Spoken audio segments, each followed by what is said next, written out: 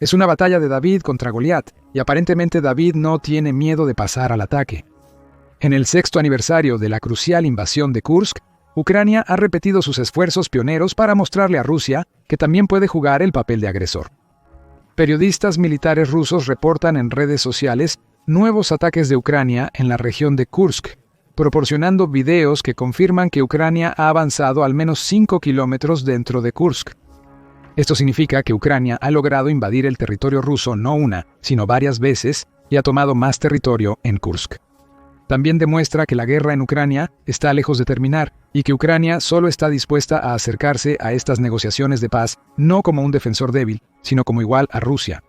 Filtraciones sugieren que el presidente Trump ha redactado un plan de paz para la guerra, pero puede que no favorezca a Ucrania, lo que podría ser la razón por la que el país ha lanzado este renovado ataque.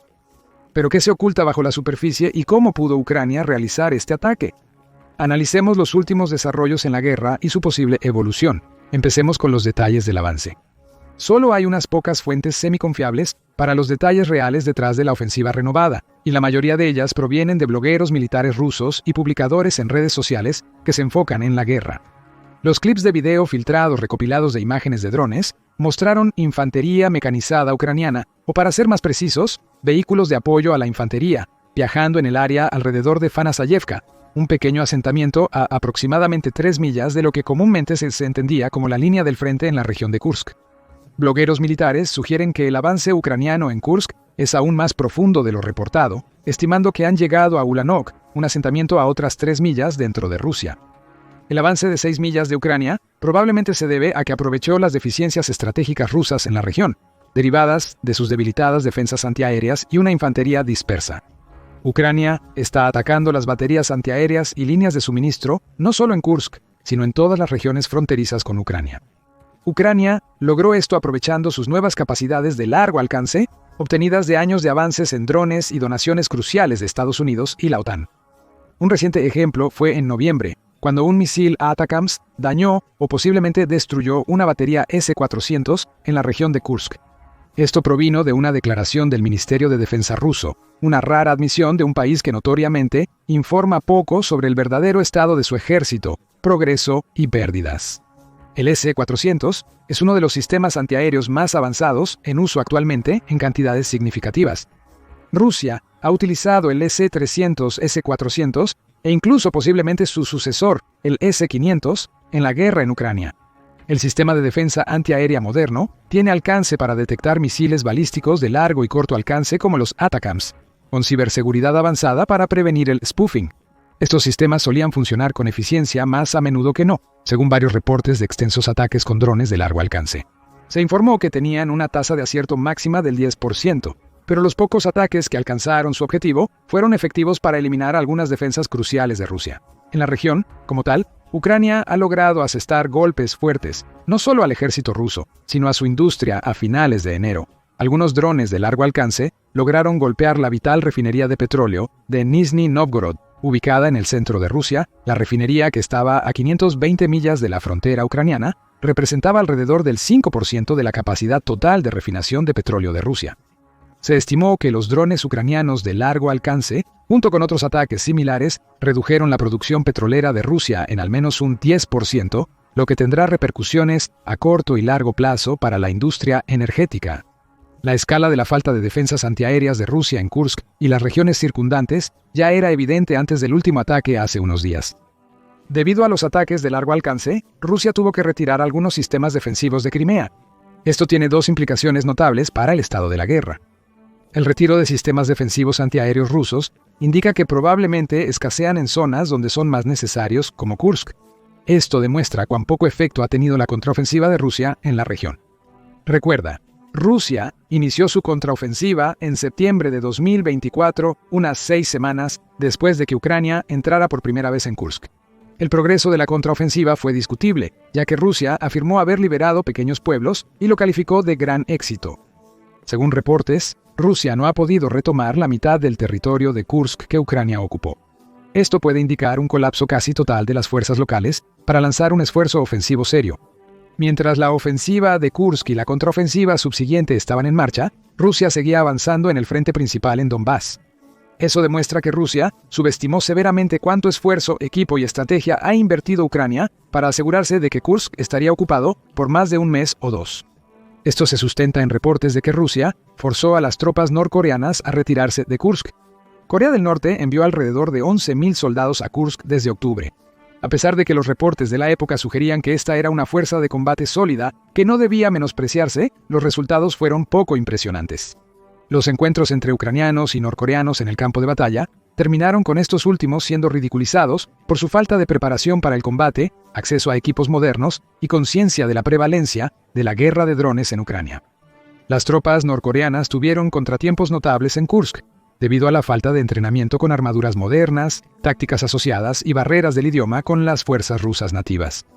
En ciertos casos, el malentendido fue tan severo que los norcoreanos abrieron fuego contra refuerzos chechenos, aliados durante lo que debió ser una ofensiva importante para retomar territorio crucial en Kursk. En cambio, toda la acción fue un fracaso rotundo y mostró la posible ineptitud de las fuerzas norcoreanas en general. Sin embargo, los rusos también han cometido sus propios errores de identidad. Tropas norcoreanas desplegaron un sistema de defensa antiaérea, modelo de ingeniería inversa de equipos soviéticos en un chasis único. Operadores de drones rusos lo destruyeron por error, pensando que era ucraniano. Antes, se pensaba que las fuerzas norcoreanas podrían lograr cualquier meta que Putin fijara para el contraataque. Por otro lado, de los cerca de 11.000 soldados enviados a Kursk, aproximadamente 3.000 fueron heridos o fallecieron en combate, mientras que otros desertaron o fueron capturados por las fuerzas ucranianas. En resumen, la incorporación de los norcoreanos probablemente solo extendió el sufrimiento de la contraofensiva rusa, ya que no consiguió avances significativos y únicamente aumentó el número de bajas que el ejército ruso padeció durante la guerra. La retirada de los norcoreanos de Kursk sugiere que Putin no tiene una estrategia clara para expulsar al ejército ucraniano de la región. Pero la segunda implicación de la falta de defensas antiaéreas podría ser más significativa. Verás, el despliegue de norcoreanos en Kursk es solo un síntoma de un problema mayor que parece tener Rusia, y eso es una probable falta de personal y equipo. La incursión ucraniana en Kursk hace 6 meses no solo demostró que Ucrania podría ser el agresor, sino que también forzó a Rusia a dividir sus fuerzas. Hay una tercera razón relacionada con los acuerdos de paz que abordaremos más adelante. Ucrania ha tenido una desventaja numérica considerable durante todo el conflicto. Al inicio de la guerra, se calculaba que contaba con la mitad de personal y entre 1/10 y 1/5 parte del equipamiento militar de Rusia. A pesar de que las donaciones de la OTAN permitieron a Ucrania compensar la última categoría, la primera no pudo ser resuelta. Rusia tiene cerca de 3 veces más población que Ucrania, lo que le da una mayor reserva de reclutamiento. Aún así, estimaciones sugieren que Ucrania ha reducido un poco la brecha en el número de tropas. El reclutamiento generalizado en el país y las colosales pérdidas de Rusia durante la guerra podrían explicar este fenómeno, ya que las personas toman las armas para defender a su nación contra una invasión. Según el Ministerio de Defensa de Ucrania, Rusia ha sufrido más de 850.000 bajas, incluyendo muertes y lesiones incapacitantes. Al comienzo de la guerra, el poder militar activo total de Rusia cerca de Ucrania era de aproximadamente 150.000 a 200.000. Incluso si consideramos que la estimación más alta es más correcta, Rusia ha rotado al menos 4 veces a las personas que luchan en el frente. Con esta tasa de pérdida, es innegable que Rusia está sufriendo una falta significativa de personal capacitado y moral. Esto solo se agrava con la economía rusa también recibiendo un golpe al mismo tiempo. Con un alto número de soldados reclutados, estimados en más de 300.000 por año, no hay suficientes personas para cubrir las necesidades industriales, de fabricación y agrícolas del país en empleos domésticos. El problema empeora si Rusia decide importar casi todo lo posible para ahorrar mano de obra industrial para la guerra. Si eso pasa, los precios continuarán en aumento. En respuesta, el ejército ruso deberá aumentar el salario de los soldados y la prima que recibe la familia en caso de sus muertes, lo que solo sirve para vaciar más las arcas del país. Es un círculo interminable de perder dinero para alimentar la picadora de carne en el frente. La explicación más razonable para la táctica norcoreana, si se puede llamar así, es que esas tropas se utilizaron únicamente porque eran menos costosas de organizar y mantener que los rusos nativos. Putin sabía que los norcoreanos eran pésimos para luchar en una guerra moderna, pero no le importaba. Mientras Rusia pudiera aparentar una ventaja numérica, eso era lo crucial, o al menos ese era el plan inicial. Con el escaso progreso en Kursk, las pérdidas de Putin probablemente aumentarían debido a las campañas ineficaces y estrategias mal ejecutadas. Y esto es exactamente lo que Ucrania quería lograr con la invasión de Kursk. Distrajo a las fuerzas rusas, obligándolas a reorganizarse. Esto le costó a Rusia la iniciativa en el frente de Donbass. Al tener que reabastecer un nuevo frente, Rusia gastó más tiempo, dinero y personas en la guerra.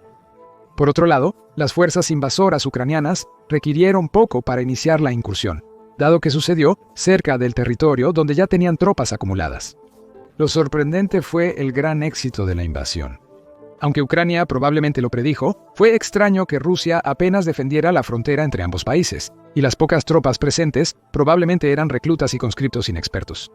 Esto provocó una ola de rendiciones al comienzo de la invasión, permitiendo a Ucrania adentrarse mucho más en el territorio ruso de lo que se creía posible. Peor aún, los rusos no querían admitir que estaban perdiendo en Kursk. No informó de manera veraz sobre los eventos, llevando a una grave subestimación por parte del Kremlin y probablemente a una falta significativa de recursos invertidos en la contraofensiva inicialmente. Si Ucrania había logrado victorias significativas solo invadiendo, ocupando y manteniendo el territorio en Kursk, ¿por qué hizo otra gran ofensiva en la misma zona? La respuesta probablemente se relaciona con la última razón por la que Ucrania inició la invasión y los eventos recientes que la destacaron.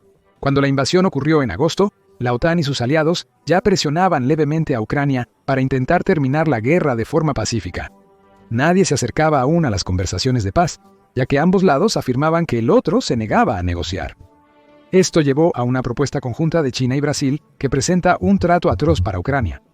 En ese acuerdo, Rusia controlaría todo el territorio ocupado que se decía liberado de Ucrania. Y todo lo que Ucrania obtendría a cambio sería un alto al fuego. Aún peor, no había claridad sobre la duración del alto al fuego, lo que dificultaba que Ucrania aceptara el acuerdo. Sin embargo, el subtexto del acuerdo era claro. Se creía que Ucrania probablemente perdería la guerra en el próximo año. Ucrania debía demostrar al mundo que podía hacer mucho más que solo defenderse contra la interminable ola de fuerzas rusas en su puerta y necesitaba hacerlo con la mayor sorpresa posible. Así, Ucrania logró lo impensable. Atacó directamente a Rusia. Al demostrar que podía ocupar territorio ruso, Ucrania logró reunir elogios críticos de los consejos de guerra y estrategas mundiales. Hecho, más importante aún, siempre y cuando mantuviera el control sobre las piezas ocupadas de Kursk, tendría una ficha de negociación para usar contra Rusia. El intercambio sería simple. En caso de acuerdos de paz, Rusia se retiraría de los territorios ocupados a cambio de recuperar áreas de Kursk.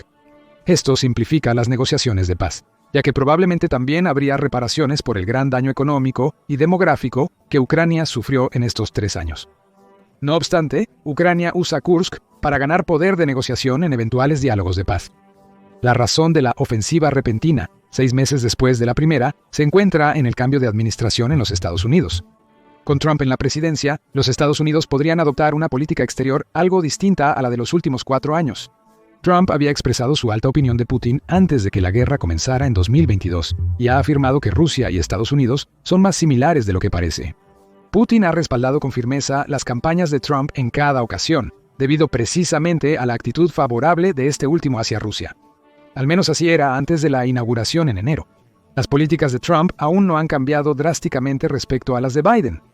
Estados Unidos aún mantiene las donaciones a Ucrania. Trump también ha criticado a los países de la OTAN por contribuir menos de lo esperado a la organización. Este fue un punto importante de contención entre los miembros de la alianza antes de la guerra, ya que solo 3 países asignaron más del 2% acordado de su Producto Interno Bruto a la defensa nacional durante la década de 2010. Cuando se hizo evidente que Rusia amenazaba a Ucrania, Europa y posiblemente más allá, muchos países cambiaron su postura. Alemania, el Reino Unido, Francia, Polonia, Italia y muchos otros comenzaron a destinar cada vez más a la defensa militar y nacional. Suecia y Finlandia, los nuevos miembros de la alianza, están decididos a cumplir este requisito desde el principio. Finlandia ya cuenta con un sólido complejo militar industrial dedicado a investigar y desarrollar nuevas armas, basándose en el desempeño de las donaciones a Ucrania en la guerra. Esto descartaría casi por completo las especulaciones previas sobre la salida de Estados Unidos de la OTAN, ya que la mayoría de los problemas podrían solucionarse. Pero también está el tema de la postura de Trump sobre la guerra en sí. Trump ha declarado en múltiples ocasiones que considera que la guerra es una pérdida de tiempo y que nunca debería haber sucedido. Proclamó audazmente tener un plan para terminar la guerra en pocos días, al menos por vía diplomática. Sin embargo, no hay detalles reales sobre el acuerdo de paz de Trump, lo que lleva a mucha especulación. La teoría actual es que Trump trabaja en un alto al fuego de 100 días para detener finalmente la guerra. Según filtraciones de medios ucranianos, existen planes sin confirmar. Toma esta información con precaución. Algunos aspectos cruciales del plan incluyen el alto al fuego, la anexión de territorios y el estatus de Ucrania en la Unión Europea y la OTAN. Para el alto al fuego, el concepto es simple. Ucrania y Rusia detendrían la guerra. La OTAN enviaría tropas de paz a las zonas actualmente en primera línea, esperando disuadir más violencia. No obstante, los puntos 2 y 3 del plan son polémicos. El plan sugiere que Rusia anexaría formalmente todo el territorio que ha reclamado y ocupado durante la guerra, incluyendo gran parte del Donbass. Peor aún, Ucrania deberá retirarse por completo de Kursk y devolverlo a Rusia. En segundo lugar, se dice que a Ucrania se le prohibirá unirse a la OTAN y permanecerá como país neutral, lo que podría no ser cierto a futuro. Bajo el plan propuesto, Ucrania está destinada a perder mucho, y las sugerencias no son sustancialmente mejores que el plan de paz chino de 2024, que fue rápidamente descartado por las fuentes ucranianas. Por supuesto, hay algunos aspectos positivos incluidos en el plan, tanto para Ucrania como para Rusia. Se propuso que la OTAN siga aportando económicamente para apoyar la reconstrucción de Ucrania, con un costo estimado de $480 mil millones, cifra inferior al presupuesto militar anual de Estados Unidos. Además, se eliminarían algunas sanciones económicas a Rusia, permitiéndole operar con mayor normalidad en el comercio internacional. Si el plan resulta ser cierto, parece estar muy sesgado a favor de Rusia. Con Ucrania perdiendo cerca de un quinto de su territorio, rico en recursos naturales y apto para la agricultura, sería un duro golpe para un país que ha luchado 3 años por mantener intactas sus fronteras. Por lo tanto, hasta ahora no se ha revelado ninguna confirmación real del plan, y es muy poco probable que ambas partes acepten este acuerdo bajo las circunstancias actuales. Pero quizás ese sea el punto de la ofensiva renovada en Kursk. Ucrania, al mostrar otro intento exitoso de avanzar más en el territorio ruso, parece no querer dar ventaja de negociación a Rusia o Estados Unidos, y cuanto más presión ejerza Ucrania sobre Kursk, menos probable es que el ejército ruso avance en el frente de Donbass. Kursk también podría usarse para preparar armamento de largo alcance. Cada milla que el ejército ucraniano avanza en territorio ruso le permite mover sus sistemas de largo alcance para disparar a Moscú. Con el poder de Putin amenazado en Moscú, Ucrania espera terminar la guerra o agotar los recursos de Rusia antes de quedarse sin energía, balas, misiles y drones. ¿Crees que Ucrania logrará un avance más significativo hacia Kursk? ¿O quizás apunte a otra región completamente distinta? ¿Los planes de paz especulados tienen mérito? Gracias por ver y deja tus comentarios abajo. Revisa Putin ha perdido para prepararte para el colapso del Kremlin, o ve este otro video.